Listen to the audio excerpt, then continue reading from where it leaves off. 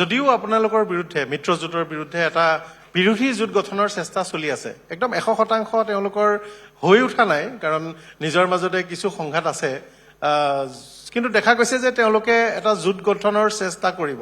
সকলো একলে প্ৰত্যাহ্বান কিবা হ'ব? আজি হ'ল ডিচেম্বৰৰ 22 তাৰিখ।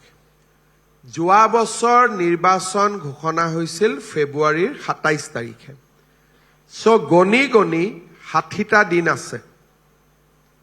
গতিকে 60 দিনৰ ভিতৰত যোনে যি কৰে কৰক, আমাৰ শুভেচ্ছা আছে।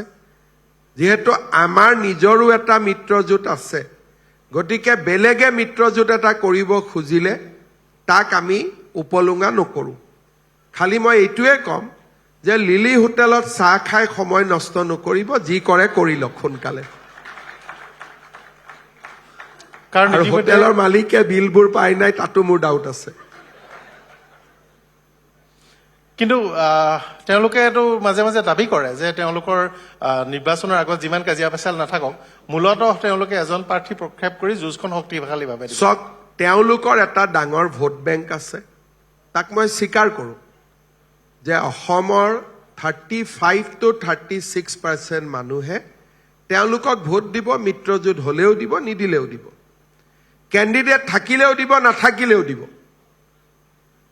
যদি একো কেণ্ডিডেট নাপায়, অকল ঘণ্টা এটা ঘটি এটা থাকে, তাতো ভোট দি দিব, মানে বিজেপিক দিব নালাগে।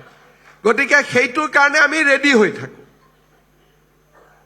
সেইকাৰণে তাতে কি হৈ আছে সেইটোলৈ মই ইমান চিন্তা নকৰোঁ। আমাক ভোট দিয়া মানুহখিনিয়ে যাতে আমাক আকৌ ভোট দিয়ে, আমি যাতে তেওঁলোকক বিশ্বাসঘাতকতা নকৰোঁ, যিমানটো কথা কৈছিলোঁ তাক যাতে কৰোঁ। সেইকাৰণে ফেব্ৰুৱাৰীৰ 27 তাৰিখলৈকে আমি আমাৰ প্ৰতিশ্ৰুতিবিলাক পূৰণৰ আমি চেষ্টা চলাই আছোঁ আৰু আমি চলাই যাম। বাকী তেওঁলোকে যি কৰে কৰিব, আৰু ভোটটোতো পাবই, আপুনিতো ৰাখিব নোৱাৰে। বদৰুদ্দিন আজমল ডাঙৰীয়াই আছাউদ্দিন ওৱেইচি ডাঙৰীয়াক AIMIMকো আনি বিজেপিৰ বিৰুদ্ধে কি ডাঙৰীয়া এইবোৰ আপুনি জানে, কিন্তু সেইকেইটা ভোট তেওঁলোকৰ ভিতৰতে পাব। গতিকে ডাঙৰীয়া হ'লেও দিব, ভাই হ'লেও দিব, ককাই হ'লেও দিব। গতিকে তেওঁলোক চৌদিত যায়, ওৱেইচি কানে, পাকিস্তানী কানে, বাংলাদেশী কানে, যাক আনি থাকক, সেইটোলৈ মই টেনশ্যন নকৰোঁ।